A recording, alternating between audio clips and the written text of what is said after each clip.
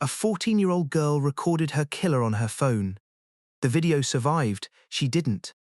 And the man convicted of her murder is now fighting to walk free, with a hearing set for September 21st, 2026. On February 13th, 2017, two teenage girls went for an afternoon walk on an abandoned railroad trail in the small town of Delphi, Indiana.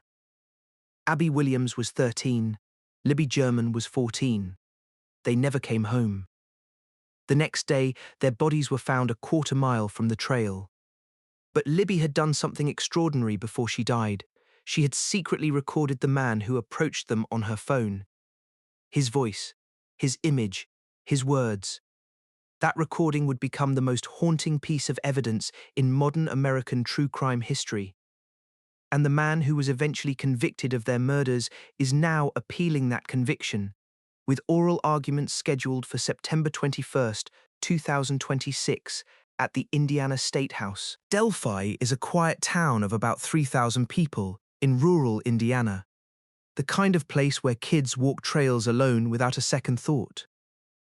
On that February afternoon, Abby and Libby crossed the Monon High Bridge, a deteriorating wooden railroad trestle that local teenagers had been visiting for years, despite warning signs telling them to stay out. Libby took photos on her phone. At some point, a man appeared on the bridge behind them. Something felt wrong. Libby quietly hit record. The footage showed a heavy-set man in a blue jacket and jeans, walking toward them with his hands in his pockets. His face was partially visible, and in a chilling, low voice, he said three words that would be replayed millions of times once police released it to the public.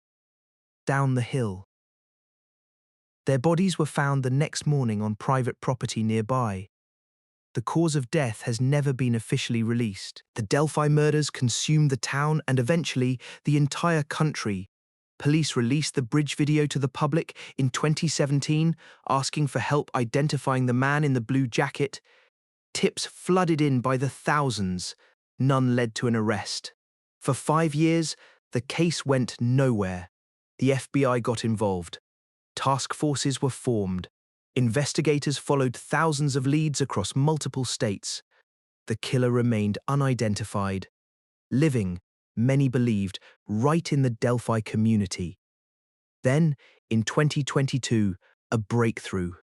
A tool markings expert determined an unfired bullet found at the crime scene had been ejected from a specific gun, a Sig Sauer P226 .40 caliber handgun.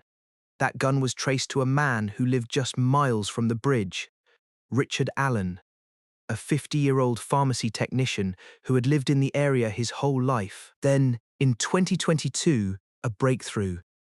A tool markings expert determined an unfired bullet found at the crime scene had been ejected from a specific gun, a Sig Sauer P226 .40 caliber handgun. That gun was traced to a man who lived just miles from the bridge, Richard Allen, a 50-year-old pharmacy technician who had lived in the area his whole life. Allen confessed to the killings in 2022 after police linked the bullet to his firearm. He was arrested on October 26, 2022, more than 5 years after the murders. At trial in 2024, he was convicted on all charges and sentenced to 130 years in prison. But the case has never felt fully settled. Allen's defense team argued the trial was deeply unfair.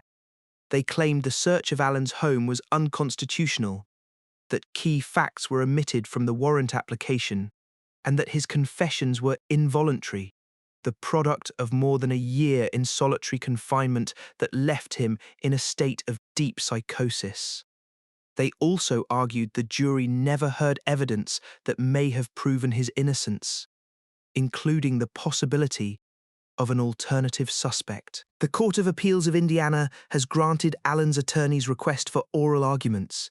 The hearing is scheduled for September 21st, 2026, at the Supreme Court courtroom at the Indiana Statehouse, where a three-judge panel will decide whether his 130-year sentence stands or whether the Delphi murders case goes back to trial.